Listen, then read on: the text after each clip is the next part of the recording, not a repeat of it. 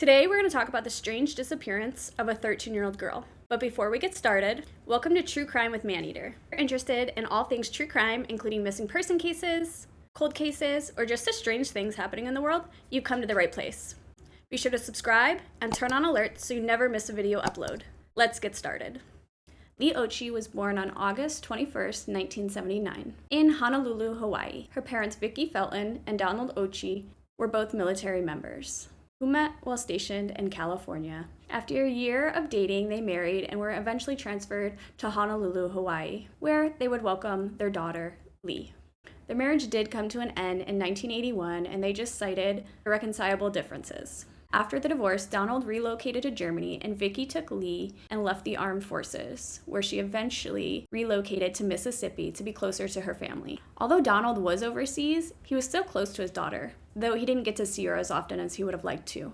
Lee was able to visit her father one summer while he was in Germany. They spent the time touring the country and just enjoying the sights together. Eventually, Donald was relocated to Virginia, and because of this, he was able to see his daughter more. The two spent time doing things like shooting and riding ATVs together.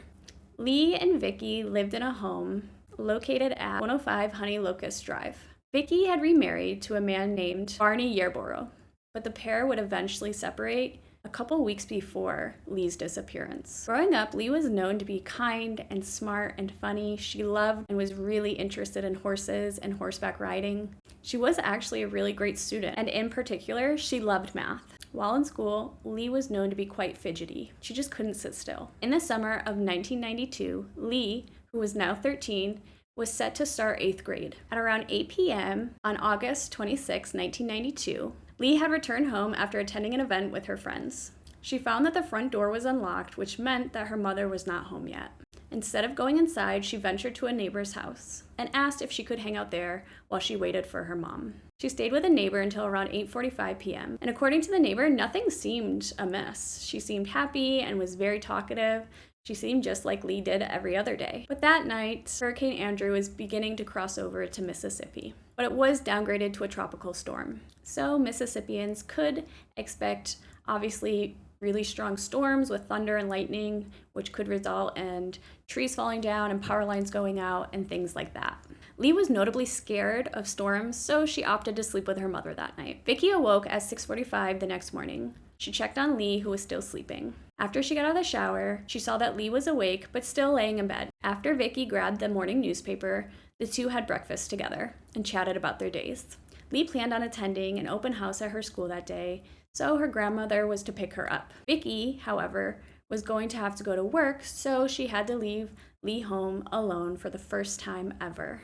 Around 7:35 a.m. that morning, Vicki said her goodbyes to Lee and headed to work. And then at 8:30 a.m., as the storms progressed, Vicki decided to call home just to make sure that Lee was doing okay. And they had a system in place. Vicki would call the home phone twice and then hang up and immediately call back. That was the signal for Lee to answer. Vicki grew concerned when Lee didn't answer the phone. She did try to call once more before panicking, but still got no answer.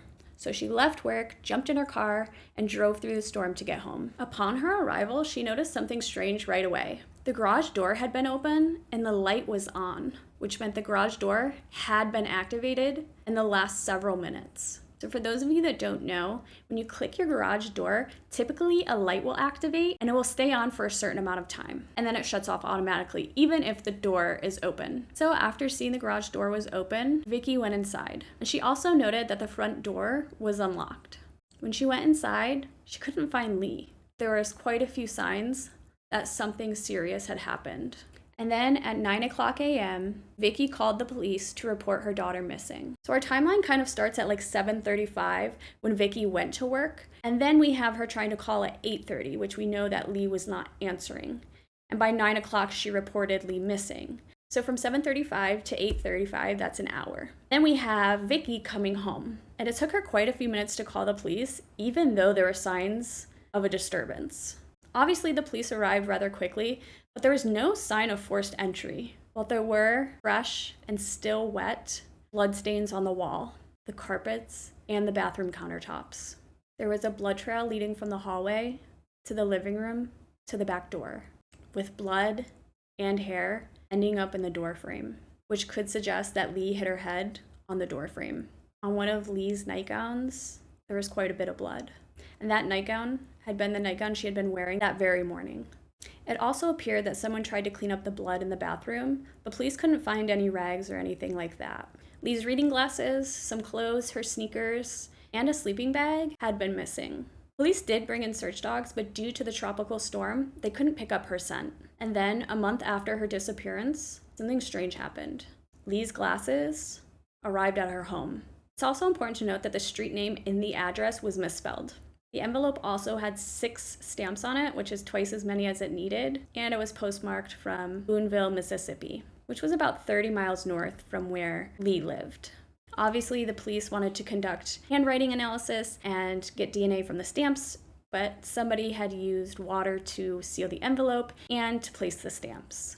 There was nothing else in the envelope, and forensics didn't yield any results. But this is, again, in the 90s, so DNA technology wasn't as advanced. But the police do believe that those glasses were sent to mislead them. And then 14 months after her disappearance, a skull was found in a soybean field, and the medical examiner determined it was Leigh's. It turns out the state medical examiner wasn't even using Leigh's latest and most up-to-date records, and the skull wasn't actually hers. It was a 27-year-old missing woman. Although police have little evidence, they do have several suspects, all who have been interviewed, but none who have been charged. Vicki Felton, Leigh's mother, was given 3 polygraph tests, which she failed. But she hasn't actually been identified as a suspect.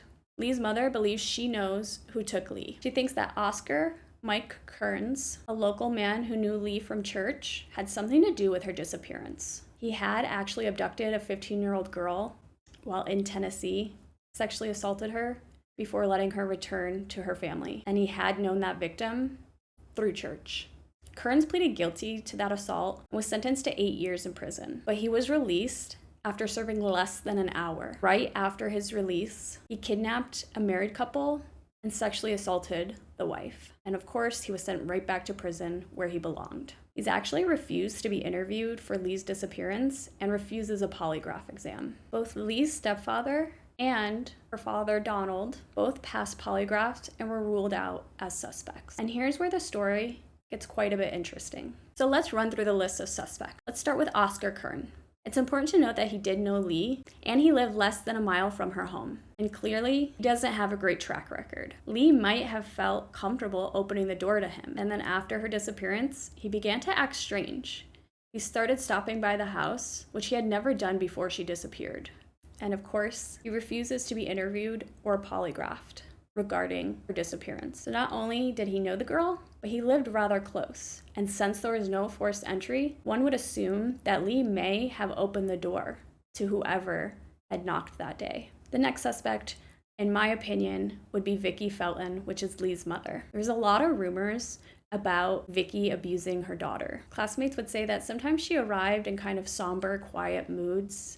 She could have bruises or a black eye, but she usually would just say that obviously the bruises or the black eye came from horseback riding. She even once said that a black eye occurred because she was hit with an apple while at the horse barn. And people didn't really question it because they knew how much she loved horses. And one classmate later reported that Leigh was seen eating berries in the schoolyard.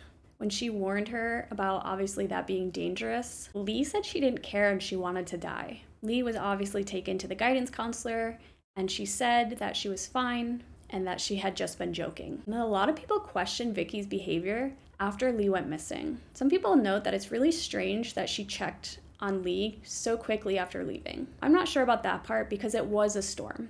I mean, they were in the midst of a tropical storm, so of course you're going to want to check on your child.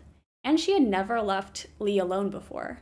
So obviously she may have been just being a concerned parent checking in on her child. But investigators did find it strange that it took her almost 15 minutes to call them. And the people of the town and the investigators weren't the only ones concerned about Vicki's behavior. Donald, Leigh's father, he also felt something was off from the get-go. He said when she called, she really failed to note how serious the situation was. She made it sound like Leigh had just run away from home. He also noted that she never cried over the phone and failed to aid in efforts to find their missing daughter. And that's something detectives working on the case have agreed with.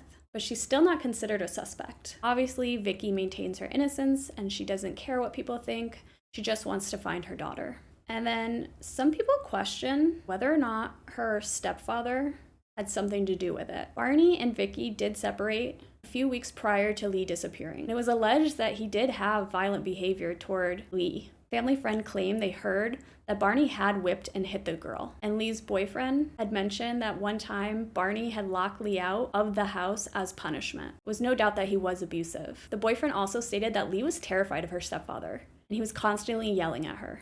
But Vicky said that Lee never expressed that she was scared of her stepfather. I'm not really sure which theory I believe. There is a lot of compelling theories. It is really strange that Oscar Kearns lived only a mile away and he had been in a lot of trouble previously. But I also want to note that Vicky is also a really strange character. It just feels like her reactions and her delay in calling the police should be taken into account. And I know people grieve in different ways, but this is your child and you went into your home and you found blood all over, you found a trail of blood leading to your back door, you found blood and clumps of hair in a door frame. It just screams to me that she knows something more. I also think it's important to note that somebody tried to clean up the crime scene. If this was a random stranger trying to abduct a little girl, would they spend time cleaning up the crime scene? One would assume they would want to get out of that place as quickly as possible with the child, so they weren't seen by somebody. And Vicky is the only one that can report that the garage door was open with the light on. Theoretically, she could have opened that door, and she could have unlocked the doors. So was this a case of a mother who was abusing her own child? It could be. Could Vicky be completely innocent? Absolutely. I'm hopeful that with the advances we've made with DNA, that some of the things they found can be retested and maybe lead to a potential suspect so that Lee's case can be solved. That's it for today, guys. Thanks for joining me. If you like this video or any other video on my channel, be sure to subscribe and turn on alerts so you never miss a video upload. See you later.